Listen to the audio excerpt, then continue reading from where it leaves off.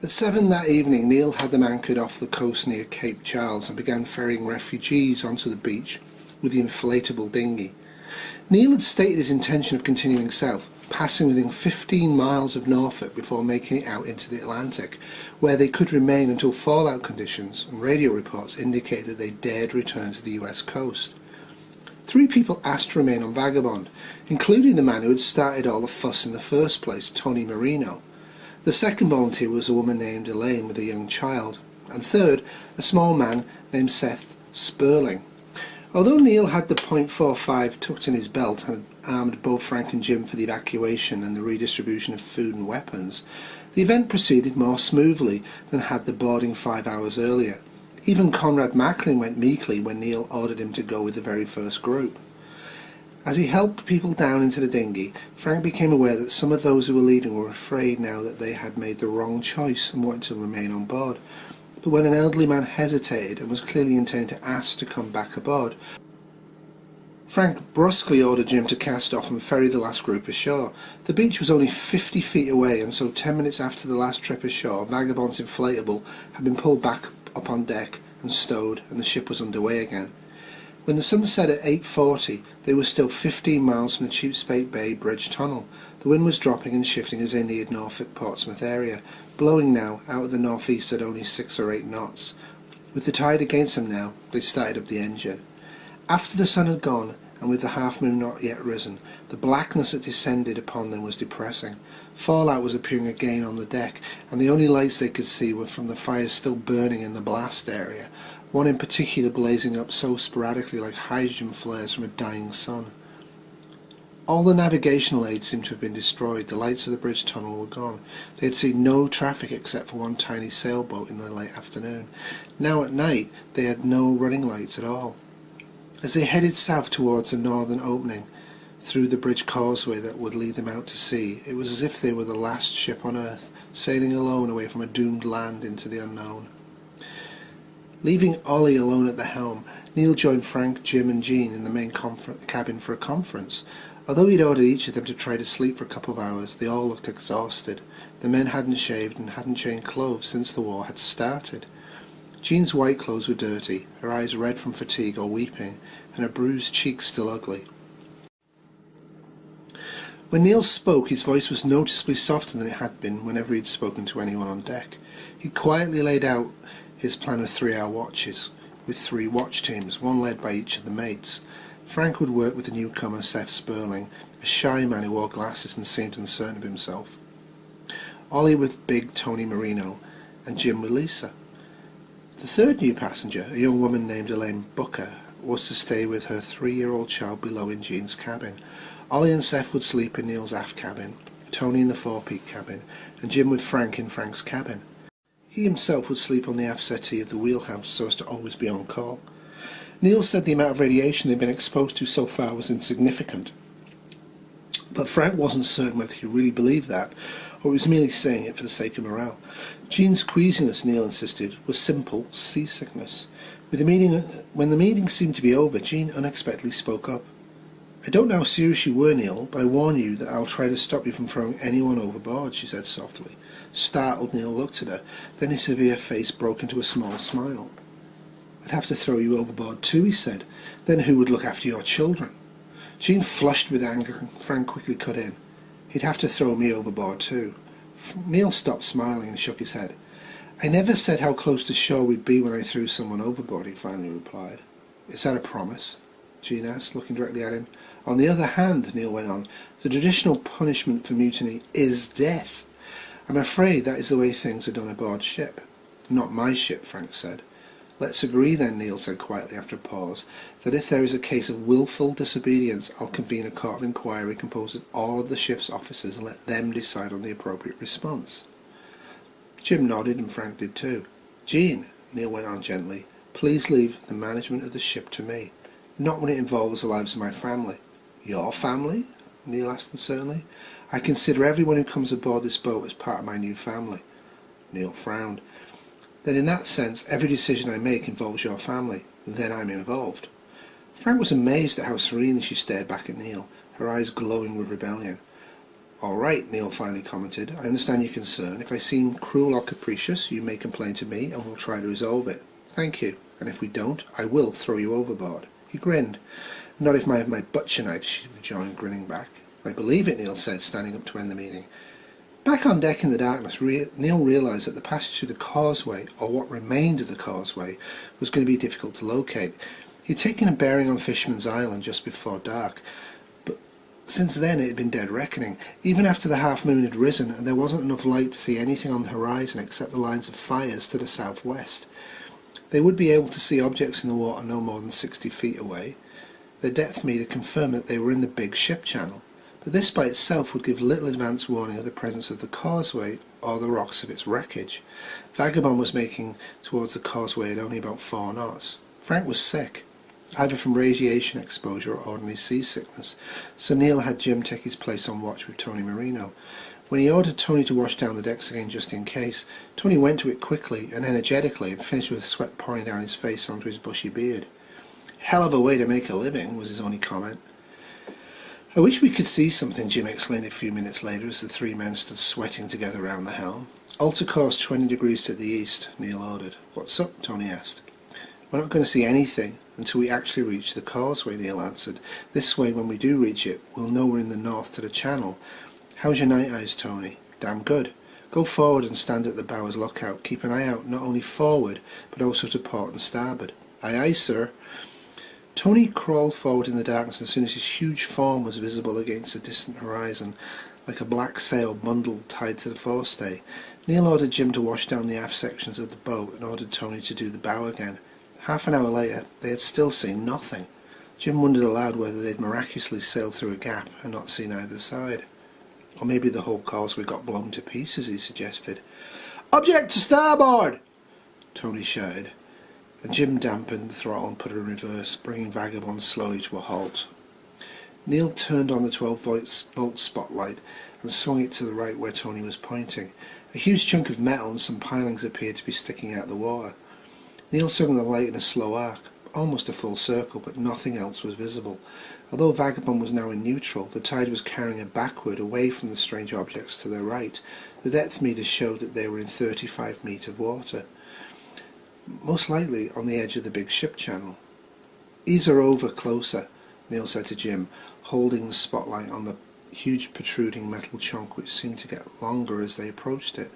Slowly Jim manoeuvred Vagabond to starboard and forward. Okay, Neil said after a while, back her off.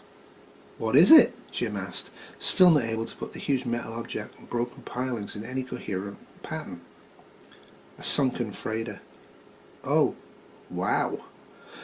Jim backed Vagabond away and put her into neutral at Neil's command. She was either sunk by the blast or may have been hit the submerged causeway. All we can do is ease forward some more, but we may be near it or on top of it. Neil left Jim to climb up on the cabin roof to see better. It was 10 minutes later that they spotted the causeway. It emerged in front of them like a long spit of land, which it was, as solid as the rocks it was made of. The spotlight revealed, however, that the roadway was shattered and dozens, even hundreds of burned-out cars gleamed brightly in the ship's spotlight. No living being responded to their presence. Neil had Jim swing Vagabond to starboard, and they motored south about 200 feet away from the causeway. Neil and Jim watching for the break in the wall that separated them from the sea. The air was still, and the sight of the endless line of blasted cars, motionless bodies sometimes visible inside them, made the humid air seem even more oppressive. They were all in full foul-weather gear, except that Jim had pushed back his hood.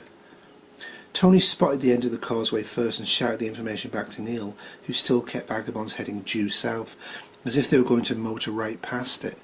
But when the changes of depth registered by the depth meter indicate they were definitely in the middle of the big ship channel, Neil was sure the gap hadn't been created by the explosion. Take her through, he said quietly to Jim, and on the other side alter course to due east magnetic. What about the speed? Jim asked. Slow her down to 5 knots. We don't want to hit something now that we're so close to getting out. As they began motoring through the opening, now the other end of the causeway was also visible in the spotlight off starboard, Jim became aware of the gentle swells of the open sea, lifting Vagabond's bow like a mother's gentle hand and then lowering it again, the ship pitching so gracefully that it was a rocking cradle. "What's that?" Tony shouted, pointing now to his right. When Neil swung the spotlight in that direction, something huge appeared to be thrashing around in the water, sending giant bubbles bursting up to the surface not far from the end of the causeway. As Neil held the light on it, they all stared until finally Jim realised what it must be. Air escaping from a hole in the undersea automobile tunnel directly beneath them must be bubbling to the surface. Neil shut off the light with a grim nod. As Jim slowly altered course to due east, he smiled to himself with the excitement of breaking free. Except for the unlighted buoys, sunken ships, derelicts, fallouts, and further explosions, it was all clear sailing from here, he thought almost gaily. Ahead of him he could see only darkness, Tony even now not visible. Lisa came up out of the main cabin with 3 cups of water and handed one to Neil and another to Jim. "Thanks, Lisa, we're sweltering up here," Jim said, smiling down at her. "But we're out of the bay." "We're in the ocean?" she asked him. "Yup, and no new fallout either." Seth Sperling suddenly appeared in the darkness beside them. "Where are we?" he asked, staring at the dark shape of the causeway still visible astern and off to port. "That's what's left of the northern section of the causeway of the Chesapeake Bay Bridge Tunnel," Jim replied, looking forward to where he could just make out Tony crouching at the bow. "We're out in the ocean." "And what's that boat coming towards us?" Seth asked next, as casually as they had been in a crowded, well-lit harbour. "What?" Neil said, wheeling to face where he saw the little man staring. A motorboat without its running lights on, which must have been hidden on the seaward side of the causeway, was angling in at them from the darkness at the causeway. "Get the guns!" Neil hissed at Jim. "Aft cabin, Lisa, get below. Tony," he shouted forward to the dim figure at the bow. "What's up?" Tony asked as he began to amble back, stopping near the mast to retrieve the spotlight. "A boat coming," Neil snapped back. "Maybe pirates." Neil squinted into the darkness and suddenly saw the motorboat, now only about 30 feet away and closing fast, its big outboard motor now audible over Vagabond's diesel. When it was obvious that the smaller craft had no intention of standing off to identify itself, Neil threw the throttle full forward and Vagabond slowly responded. Jim returned with the weapons. "Keep the .22, Neil whispered fiercely to Jim, taking Macklin's .5. "And take the helm. Seth can use a pistol." Wide-eyed, Steph shook his head no. "Then take it forward to Tony. Quick!" He could see that the motorboat was already only a few yards away, a 20-footer with 3 or 4 men aboard. Neither boat was showing running lights, and the men on the motorboat had not hailed them or signalled them in any way. Neil shouted at them, but there was no answer. Crouching in the wheelhouse doorway and certain of danger, Neil fired a warning shot above Vagabond's coaming and over the launch, which had now moved so close to Vagabond that he couldn't have hit it from the wheelhouse if he tried. The thump of Crouching in the wheelhouse doorway in certain of danger, Neil fired a warning shot above Vagabond's coaming and over the launch, which had now moved so close to Vagabond that he couldn't have hit it from the wheelhouse as if he had tried. The thump as the launch careered into Vagabond's porthole was both heard and felt. "Get down, Jim!" Neil whispered, watching the coaming from the outline of a human figure. He could still hear the roar of the outboard outside of the line of sight less than 15 feet away. Crouching down, Jim swung Vagabond sharp to starboard for the moment, tearing the 2 boats apart. The launch, speeding along at its earlier course, came in sight 25 feet off Vagabond's port side, and Neil fired a second shot, this time to kill. But Jim had swerved back again, throwing off his aim.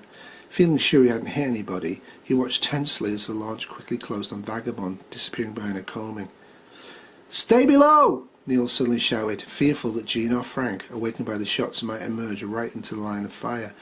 Then again acting instinctively, he ran in a crouch across the wheelhouse, out into the opposite cockpit, and crawled onto the deck beside the entrance to his aft cabin. As he stared through the darkness at Vagabond's port side, he suddenly realised that the motorboat had dropped back into Vagabond's wake, and the bam bam bam bam bam of the automatic rifle sent Neil rolling off the deck back into the side cockpit, the slug slamming through the forward plexiglass windows of the wheelhouse, and Jim swung the trimaran sharply into another evasive turn to starboard. Trembling, Neil quickly crept back to peer astern, but the launch was no longer in their wake. From the sound of the outboard, it seemed to be returning to the port side. 2 quick shots rang out from forward, sounding like Tony with the .38, and a vicious bam bam bam bam answered with automatic rifle. Jim swerved again, this time into the launch, and the 2 boats collided with a crash that elicited a scream from one of the attackers. Jim held the trimaran at full port rudder, and the 2 boats crashing together again, and a man suddenly pulled himself up onto the deck behind the port cockpit and fired 2 shots at Jim as he crouched at the helm. Hearing rather than seeing what was happening, Neil leapt aft to get around the wheelhouse and saw the man with the gun, shot him once, and then kept running across his cabin top to fire his last 3 shots down into the launch, which was speeding along, locked with the vagabond. Then he dove into the port cockpit, rolling away into the wheelhouse. Jim, squatting down, pulled the wheel now full the other way. Vagabond swept off to starboard. Trembling and tingling with fear again, Neil crawled behind the wheelhouse settee for protection, listening for the sound of gunfire, his shoulders and back waiting to feel the thud and sting of a bullet. Then, in silence, he realised that the launch was no longer bumping Vagabond's port hull. He dared to raise his head to peer out amongst the shattered plexiglass window, but could see nothing. He ducked around into the starboard cockpit again, staring astern, but again could see no sign of the attackers. Though he knew he must have hit some of them in the boat, he was afraid Jim's manoeuvring had disorientated him, and even now the attackers might be coming to pick him off. "Seth! Tony!" he called forward. "Come aft!" He needed a weapon now. His .5 was out of ammunition. He thought he'd hit 2 of the 3 dark figures in the speeding boat, knew he had hit the man on the Vagabond's deck, looked over to make certain he was still lying where he had been hit. Tony thumped down into the cockpit beside him. "Seth is hit," Tony said, "but the boat is buzzing off." "Where?" said Neil. "It's way off the other side," Tony replied. "I think I hit a couple of them." Even in the darkness, Neil could see Tony's eyes were wide with excitement or fear. For a half-minute he remained crouched down, listening to the sound of the outboard, but he could no longer hear it. "Are you all right, Jim?" he then whispered. "Yes," Jim answered, his voice cracking, "but they really wrecked the poor Vagabond. The forward plexiglass windows were shattered in 5 or 6 places. They'd have to check for other damage." "Head us back east," Neil said. "Keep us at full throttle." For a minute more, Vagabond surged through the darkness, beginning at almost 9 knots to smash into the swells with loud booming reports. Neil, Jim, and Tony stayed where they were. Then Neil walked beside Jim and turned off the engine. In a few seconds the noise of both the diesel and the Vagabond's hull ploughing through the swells had diminished to nothing, and Neil strained his ears to hear the outboard. There was no sound of it. Jim suddenly left the helm and vomited into the sea from the port cockpit. Expressionlessly he returned. "Okay," said Neil, feeling for the first time since the skirmish had started a measure of calm. "Get her going again, Jim. Come on, Tony, let's see about Seth." In another 30 minutes a sense of danger had passed. Vagabond was now almost 4 miles from the causeway and was sailing before a light breeze.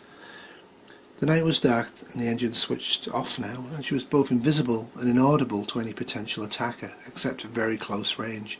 Neil and Jean did their best to treat Seth Sperling's bullet wound, but they knew it was beyond their limited skills. Seth had been struck by the first burst of automatic rifle fire, a slug tearing through his left thigh and embedding itself in his right thigh.